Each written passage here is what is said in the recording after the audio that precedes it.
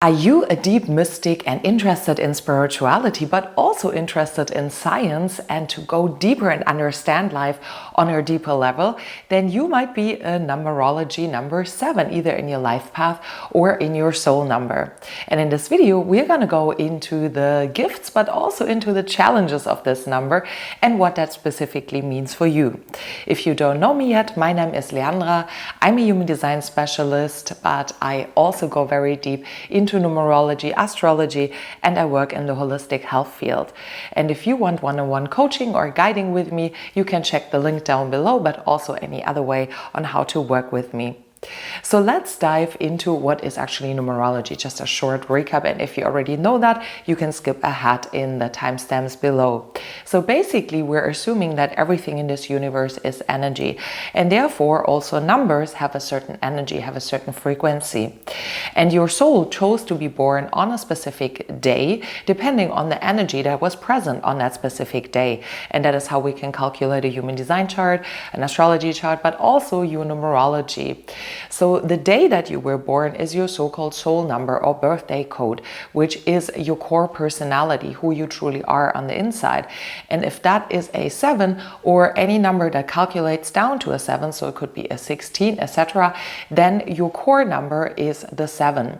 However, if you calculate together all the numbers of your birthday, so the day, the month, and the year, you will get your life path number. And your life path number is more the journey that you're on in this lifetime. So basically what you're here to learn and what you're here to accomplish. And if that is the 7, then that is your journey, what you're here. So let's get started on the gifts of the 7.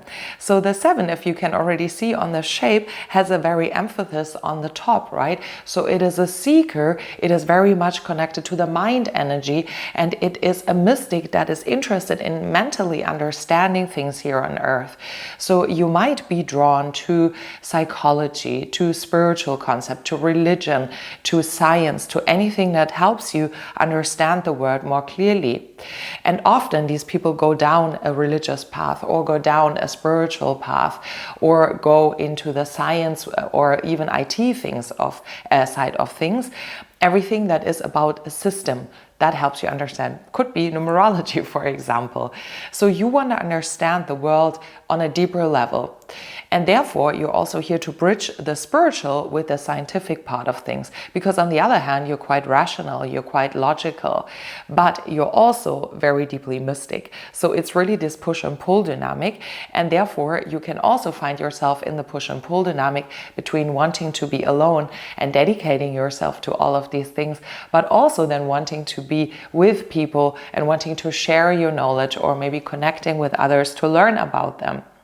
So you're a little bit of an introvert, extrovert basically, and you love to go deeper with books, podcasts, educate yourself. So constant education is really part of this process as well. So you're here to basically show us this bridge and to educate us all and to bring your knowledge and your truth also through your own perspective into the world and inspire others with that. That might also show up that you love to read or you love to write even, or you love to express what you have learned in some sort of way or form. When it comes to the challenges, all of these things can exactly be your challenge. So basically that you hermit yourself because you're afraid that someone really sees you, because you might also have a perfectionism about you, that you want things always to be very logical, always things to be perfect, and you have very high standards for yourself, but also for others, and therefore you're afraid that someone can see your flaws or your imperfections, and therefore you hermit yourself. You're also quite receptive for external energies and other people, and therefore you might also hermit yourself and are afraid of emotions or afraid of emotional vulnerability and therefore cut all the doors, right? So this is about what you need to learn, that you also open yourself up and not hermit yourself or not withdraw all the time, but also go out there and go in touch with other people and share yourself and share your knowledge. It is the same thing that you could be into overthinking, that constantly your mind is racing, and that you have migraines or pressure in your head because there's so much going on. So you need to also learn how to connect a bit more with your body and with your intuition, because otherwise you will be completely stuck up in the head. And as we know also, for example, from human design, it's super important for your decision-making process that you are tapped in also more with your body and you connect with yourself on a deeper level. So when it comes to the correlation to human design, these are people who often carry a lot of logical energy or a lot of headspace energy and are a little bit less maybe in their body, however often very, very powerful beings. I see mostly generators or manifesting generators with the ajna or even the head and the ajna defined when they have the 7 also somewhere, because this is the overthinking energy.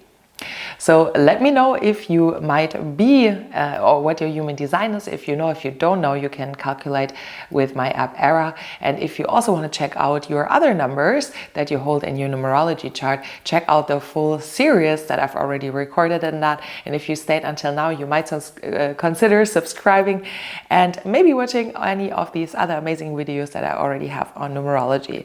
With that being said, I'm sending you so much love and bye. I hope I see you next time.